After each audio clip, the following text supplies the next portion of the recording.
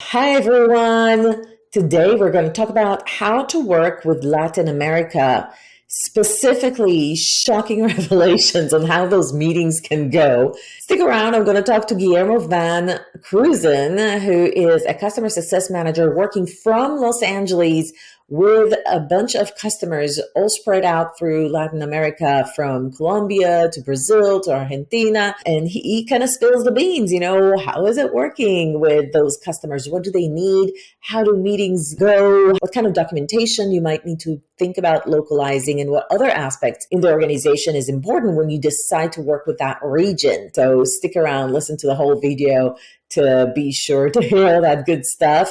Stay tuned. We'll be right back.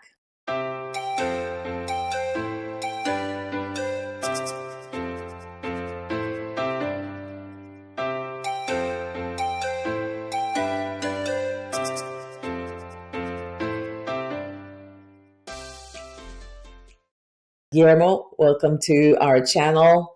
So you've been in LA for 2 years, and have you worked as a customer success manager in Latin America? Not physically in Latin America, so I've been managing the Latin American portfolio out of Los Angeles. Something that FloQast, that this is where we've started with Latin America. In time, we want to build more of a physical presence there as well, but it's more early stages. So until now, I've just managed the portfolio out of LA. How many customers do you manage in Latin America? Right now, probably 15 or so. In different countries? Yeah, so we have a majority in Brazil. We've got the second most, I'd say, is in Mexico. We have in Colombia, El Salvador, a team in Argentina. So a little bit of everything. So you have a few customers everywhere. What language do they prefer speaking with you? It's a mixed bag. I find that in general, whatever country they're in is the country I'll go in. Like I'll speak Portuguese with the Brazilian clients and Spanish with the rest of the Latin American clients. I find that sometimes they'll enter the call and we start in English. When I first meet them, they're not quite prepared for somebody who speaks Spanish or Portuguese. And then we jump into that and we usually stick to that.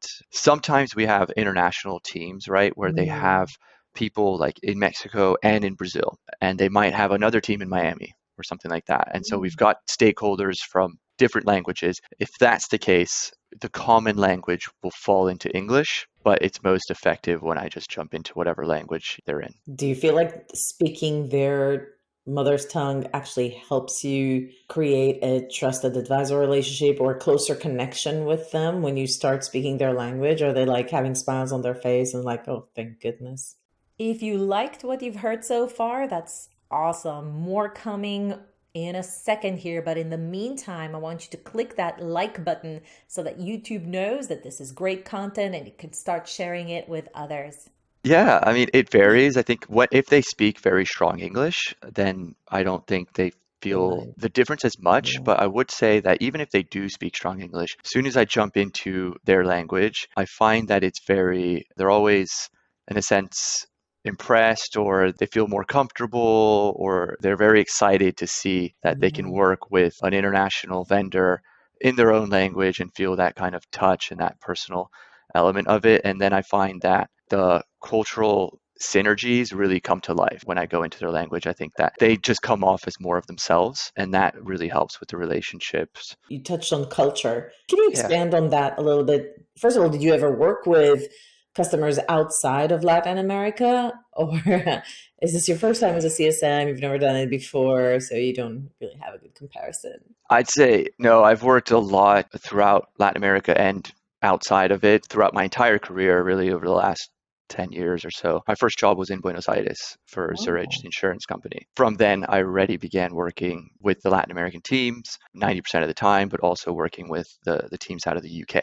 And so I already started to sense like all the differences and that sort of thing. And then as a CSM, I have also portfolio in the United States as well. And I can really see some of the differences, right? In terms of like cultural differences, I find that in Latin America, it's very difficult to just describe it as in a homogeneous nature. It varies so significantly from country to country. I find the cultures of Brazil and even the regions within Brazil, whether you're talking about Sao Paulo, Rio, or Bahia or something like that, totally different, each and every one of them. And then when you look at it, Brazil and Argentina, again, their differences. And then you come in with, Colombia and Mexico, also just another completely different thing. And so it really does vary quite significantly. If I would generalize a little bit about, especially if I think about like Brazil in terms of the cultural differences, I find that there is a lot more of this kind of personal relationships that you build there that I don't as often come across with more like Western clients. So we talk about more personal things, right? In the beginning of calls, things like that. I know about their kind of family structures, right? I know about their interests, their hobbies, the things that they like, whether it's sports or arts, things like that. We tend to build relationships around those subjects as well as those professional relationships. What would you recommend other customer success managers that would work with Latin American customers for the first time? And maybe it's not even important to generalize it as Latin American customers, but rather when you work with Brazilian customers, this is what the culture lends. So if you don't do this, it might come off as different or you might come off as standoffish. I'll give you an example. When I moved to the United States and we would go to the supermarket, and then all of a sudden the cashier would ask us, how are we doing that day? Being Israeli, that came off as fake because in Israel, you don't ask people you don't know how they are because you don't know me. Why would you would you care? I guess it's the way it feels. Then, over time we kind of understood, no, this is the way you are being polite. So, it's just these little nuances. Every place is a little different. So what have you noticed maybe in specific countries that you've worked with in Latin America that if you were to talk to somebody who's going to be a CSM for those types of countries, what would you recommend? Before we continue, don't forget, subscribe to our YouTube channel and smash that notification button so that you don't miss out on any new videos. A few things. I think I'll probably speak to just the approach and then really like the tactics that you can employ with that, right? So I think in terms of approach is, again, if I think of more of like Brazil, Argentina, it's to come into those conversations very open. It's a very honest type relationship. It's not so formal as I think you'd find in other parts of the world. Definitely, like to your example, the how are you is extremely important. People want to know how you are, even if they don't know you and you're just meeting for the first time. And as a CSM, you want to build those relationships. And so actually asking those questions, listening to those answers, and then bringing those conversations and evolving them over time is very, very important. I think that's something that I find that with the Latin American region in general, you have to do. It's less formal. So you do want to build those relationships in that sense where you know them personally. And I think, that's what leads to a lot of success in that region. Another thing that I find more in terms of like the actual CSMing aspect of working with Latin American clients and what you want to bring to the table is I find that I might set up an agenda, right, for what we're going to talk about in a specific meeting. And we might have 60 minutes booked or something like that. I will put buffers before and after my calls, really after, for additional time. I find that the agendas usually they expand in the middle of the call. Other people join who weren't exactly even in the beginning, right? Other stakeholders within the team, like an IT personnel, That you were not expecting would join. It's not like you're yeah. 15 minutes into the conversation and somebody said, hey, let me join. It's more of they'll say, hey, I have my IT contact because they had some questions as well. They're going to join and ask a couple questions. So, and that might not have been part of the original agenda. And so what I find with these Latin American clients, and especially I find it in Brazil right now, is that different stakeholders will join that you perhaps didn't expect. And they want to know about some sort of element of the project that they're going to be involved in. And they have a ton of questions. And so I often say, okay, add an extra 30 minutes to the end of the call because the conversations are going to carry over and you want them to, right? You love it, right? They're engaged, they're ready to go, they're extremely passionate, full of energy. And you want to take advantage of that moment and answer those questions and not be the one that says, hey, I have to go. Let's reschedule. And so just having that kind of frame of mind of, hey, I'm going to be versatile about my agenda. And I'm also going to leave some extra time because this can go so many places. It's not so structured, right? It's not that we're going to just hit these points.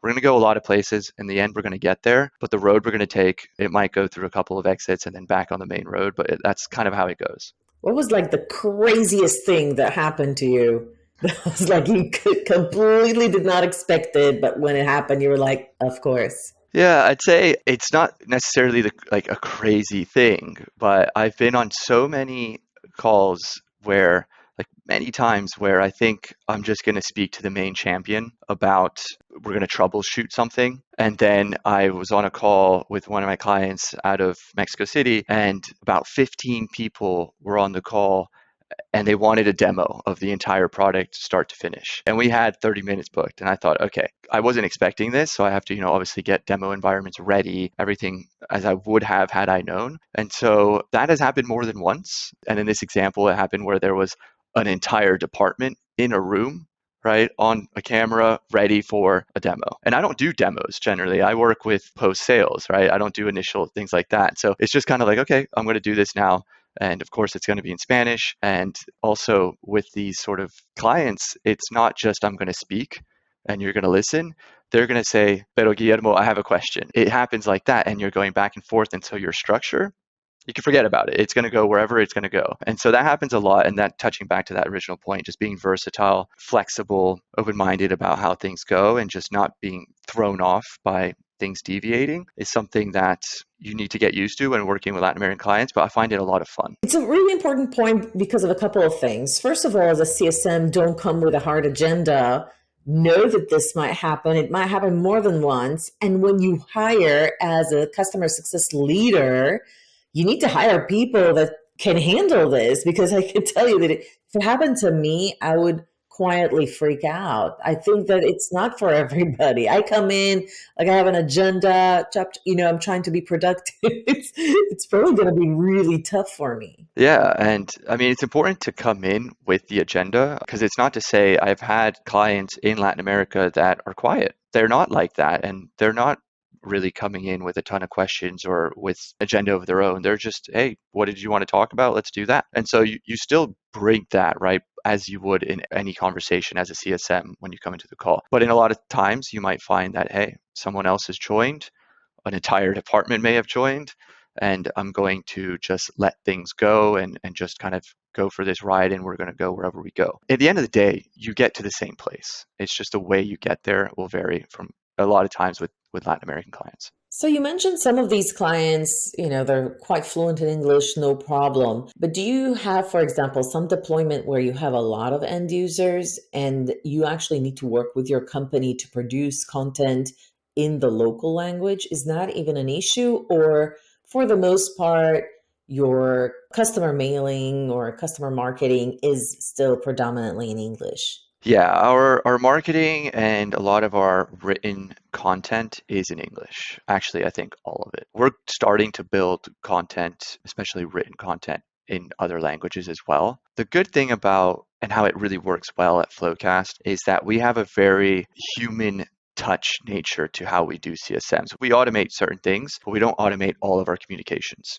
So a lot of our communications, particularly post-sale, is from the CSM, handwritten. There's frameworks and things that we use, but they're going to be written by us, edited, and everything like that. So that's where I can already start to change things into Spanish, into Portuguese, into whatever audience I'm speaking to. In that sense, it makes it easy. The other part of our CSMing is on calls, right? And that's, again, that sort of high-powered human touch nature that we have at FloQast. And then again, I'll adjust whoever I'm speaking to, whether it's Spanish or Portuguese. And our product itself is an accounting software, and that is a very international language that anyone, whether they don't speak English, they already know, for example, balance sheet. They say that. They'll speak Spanish and then throw in balance sheet, throw in English words. So it's very easy for what we do to not necessarily have to transform all of our product into multiple languages, even though that I know it's something that will eventually happen as our presence in the region grows. Okay, so what would be your recommendation for a company? First of all, on collateral standpoint, start with English and gradually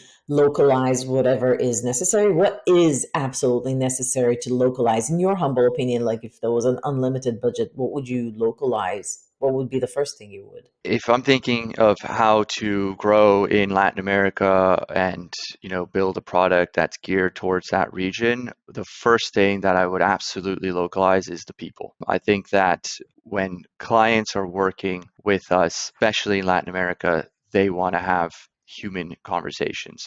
In Latin America, just face-to-face interactions, like physical presence, is a very integral way of working and always has been, especially when I think of like Argentina and Brazil. That's what people are accustomed to.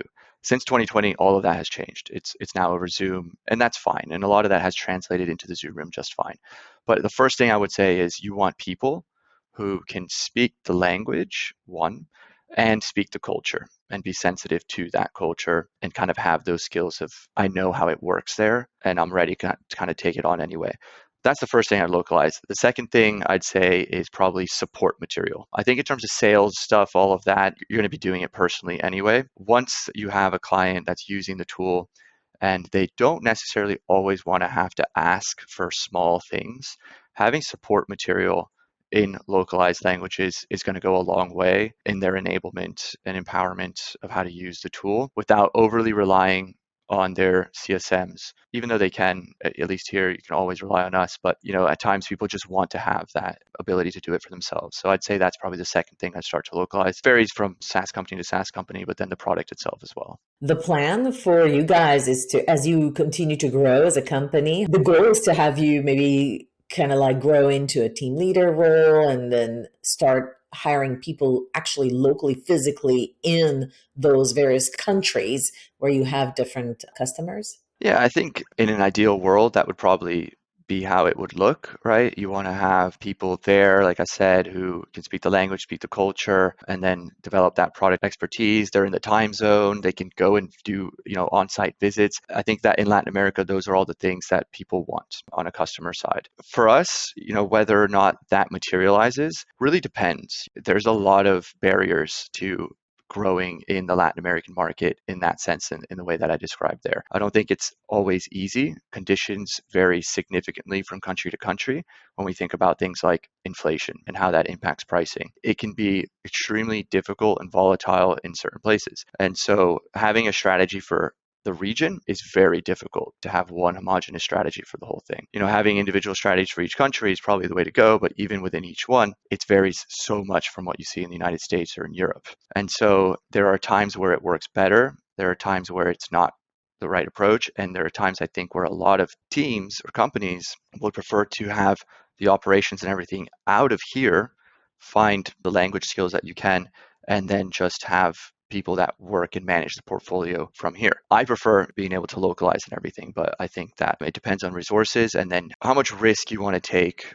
with managing the volatility, especially when you're a startup and you need to maneuver things and you might not have as much buffer as perhaps if you were a huge, large corporation growing in the region. Guillermo, thank you so much. I learned a lot, actually, and I was definitely surprised about a few of the things that you've mentioned. So that was a really enlightening conversation. I want to thank you for sharing your experience and expertise working with Latin America. No, it was my pleasure, and thank you for having me on the show. I loved watching all the videos, looking forward to this one and the future ones as well. All right, everyone. Thanks so much for joining me today. If you liked this video, give it a like, share it with others, and subscribe to our YouTube channel. It helps the channel a lot. If you have any comments about working with Latin American customers, please put them in the comments below. And if you have any other recommendations for customer success managers working in this region, also put it in the comments. Would love to hear them and would love to respond as well. And I'll see you at the next video.